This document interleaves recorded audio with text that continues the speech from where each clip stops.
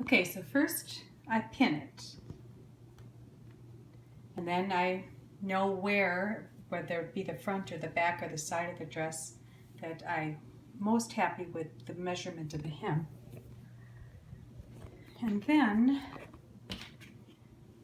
I take a ruler and I measure it. So this is a 3 1/8 inch hem, measuring from the hem to the finished edge. So all the way around, I'll be looking for 3 1/8 inches. And then I'll go around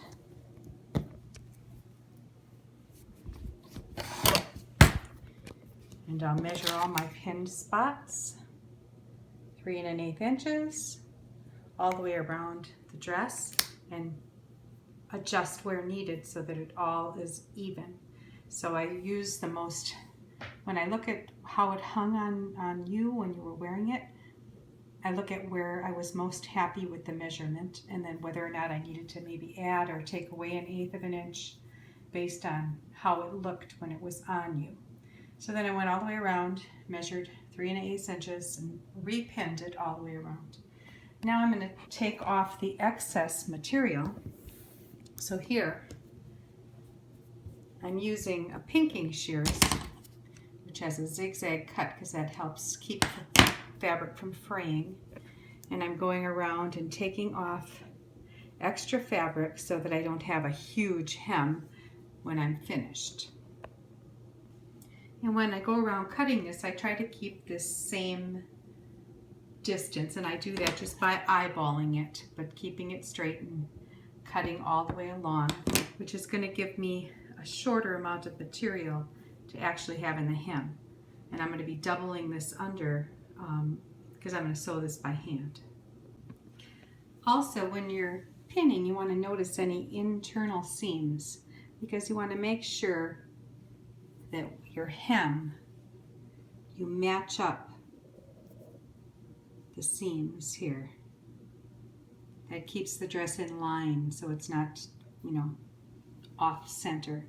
And you do that all the way around, pinning it, make sure it's pinned really well. Now I cut off the extra, which you can see is about 1 inch of fabric, and that leaves me with this amount for the actual hem. And now I'm going to go ahead and iron this to iron in the hem line.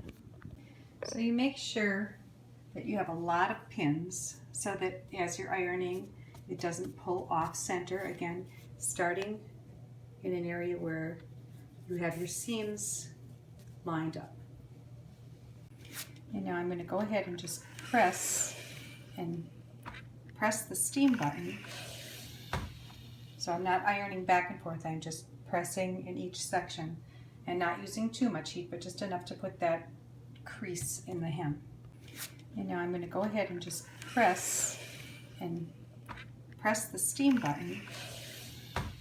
So I'm not ironing back and forth, I'm just pressing in each section and not using too much heat, but just enough to put that crease in the hem. Okay, so I've gone all the way around and pressed in the crease.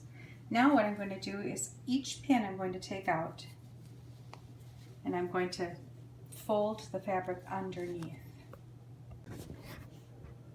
So you can see here, I folded underneath about half of the fabric, and I'm going to pin that because then this is going to be turned under, and that's the edge I'm going to actually sew. Since this is a stretchier fabric, I found when I use a sewing machine for this, it sometimes puckers, or it'll get, it won't be straight, it'll be wavy. So I usually do this kind of fabric by hand. So I'm going to take each pin out, turn the fabric under, and then repin right away to make sure that I don't pull anything off center or off kilter. Just hold it there, turn it under, and repin. Because the fabric's stretchy, sometimes it can get off kilter, so you want to make sure you keep everything straight. And you can even press in between a little bit if you want to. Pressing is crucial because it keeps everything flat.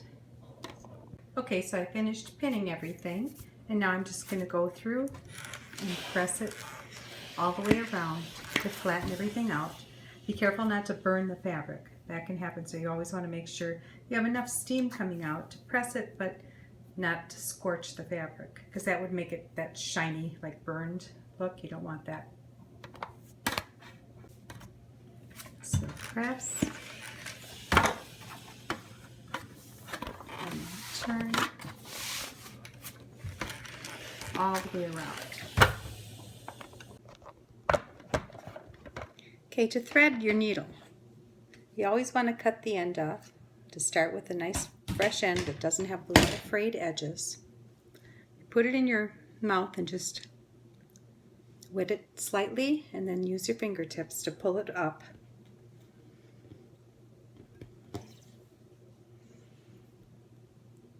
I'm using a smaller needle for this fine fabric, and you put it through.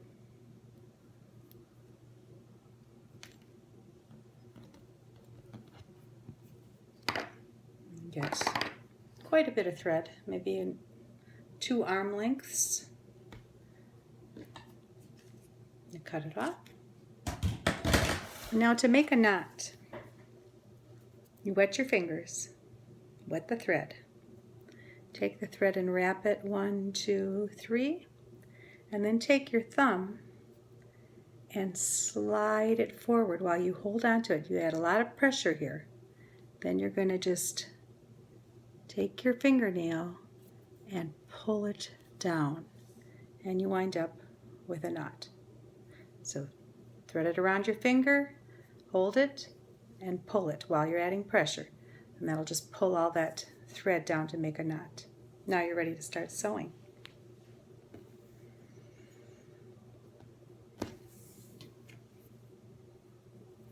So you take your extra end here and pull it down so it's kind of doubled up as you're sewing.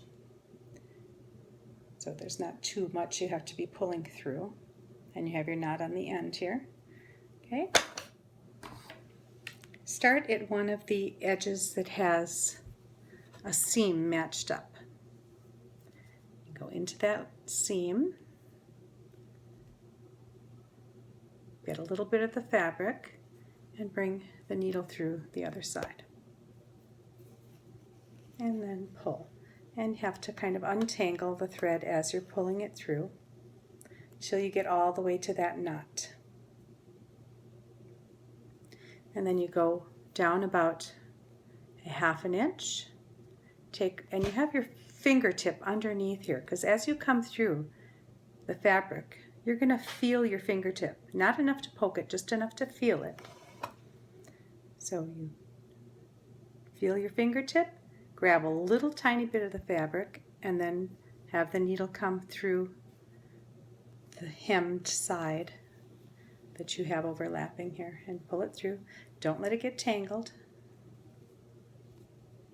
There's our first stitch.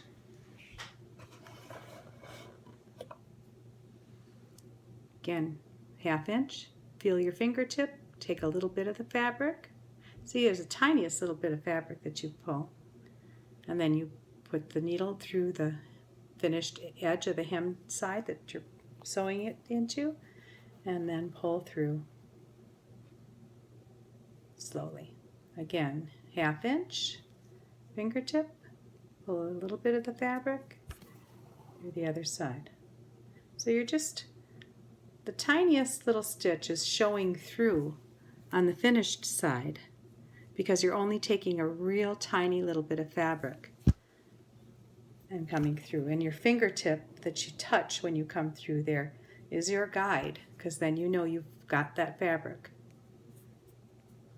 And there's kind of a feel to that you develop the more stitches you make.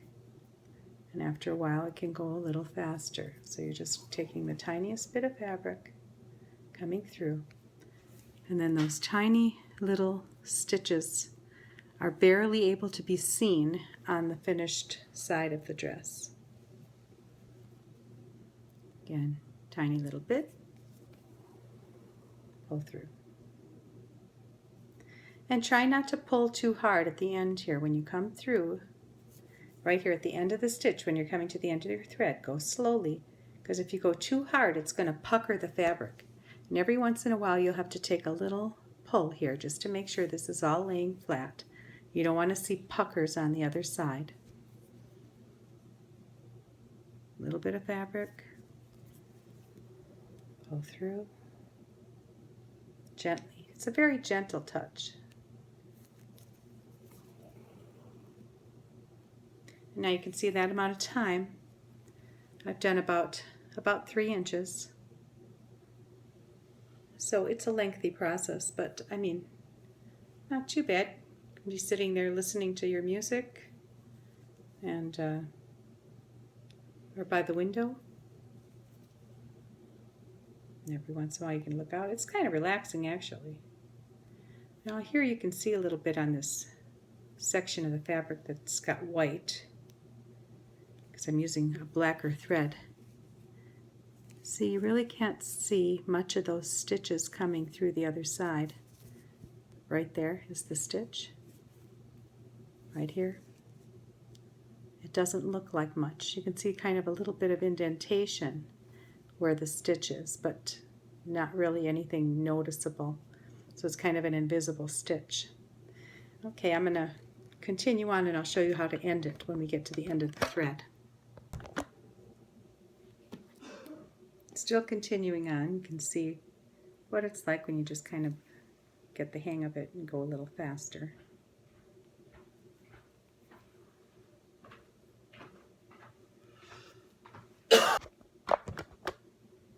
Now when you're sewing this, I had you double up your thread, but as you pull it through, you really only want to be working with one single thread. So that part that got doubled up, you just kind of keep pulling it up a little so that it's not putting 2 strands of thread through the stitches. You can see here's stitch, stitch, stitch, so they're about, I don't know if that's a 1/2 inch or 1/4 inch, probably more like a 1/4 inch apart. Yeah, they're 1/4 inch apart. So that's about how large of a stitch you take going around the fabric. And I'll be showing you in a minute what happens when you run out of thread and how to go about stopping and starting from that point. Okay, I've reached almost the end of my thread. I have about 4, 5, 6 inches of thread left. So I just want to make sure that I don't have any puckers there. And fortunately I was able to make it all the way to a seamed area here to end my use of this amount of thread. So I'm going to take a regular normal stitch through the seam, come through the other side, pull all the thread through. Now I'm going to go back right through that same stitch, but I'm not going to pull it all the way through. I'm just going to pull it part way through, so there's still a loop there. And then I'll take the needle and go through that loop in the thread and pull it. And I'll do that again. Oops. And again, don't come all the way through. Go through the loop and pull it tight. Now I'm just going to go through the top layer here where the seam is. Again, stitch through. Make sure you don't pull it all the way through. You want this loop here. Now I've got a little extra thread there. So I'm going to take my needle, just pull through, leave that loop exposed. Go through the loop and pull, and maybe one more time. Stitching right through that same area, making a loop. Now both of my threads are in there. It doesn't matter. I'm going to let them stay in there. It's no big deal. Going through the end here. Again through the loop. Pull it tight. Now, because now there's a knot at the end here where I used up that first amount of thread. And I'm going to cut that off. So I've sewn this first section from one seam and end it on a seam. Just fortunate I had enough thread to do that. You can end it in the middle of the fabric too if you want.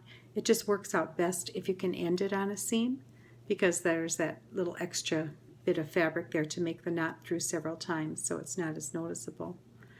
And now I'm going to get another length of thread and continue on. Okay, so I'm rethreading my needle again, which I've done, and then I'm taking about, again, 2 arms lengths of thread, and then I'm going to cut it off. And again, wet your fingers, take some thread, go around 1, 2, maybe 3 times. Take your thumb and roll, push it off. So you're twisting those threads as you're rolling it and pushing it. Grab with your fingernail and slide. And you will get a nice gnarly knot on the end.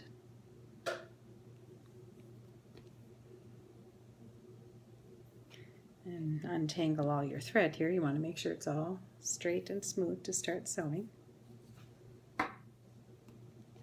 And again, continue on. And you pull up a little bit on this from the knot so that you don't have double threads coming through at the end. And I'll continue. Now here a knot formed as I was stitching. And so I'm going to try and first of all see if I can just untangle it. Sometimes it's just looped around. There, untangled. Okay, finished up here with this dress. Again, we end it just the same way we did when you need to transition thread. Through, make your loop, needle through the loop, pull it tight, do it again.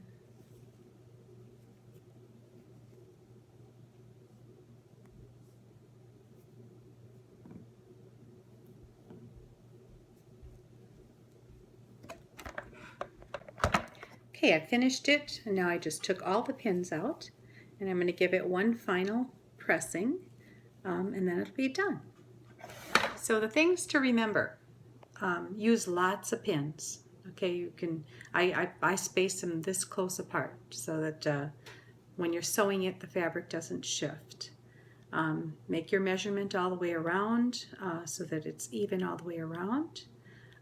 Try it on one more time before you actually start to stitch, when it's just pinned and after you've pressed it, just to make sure it's the right length, because you know, once it's all pinned all the way around, it can look differently than what you may have thought.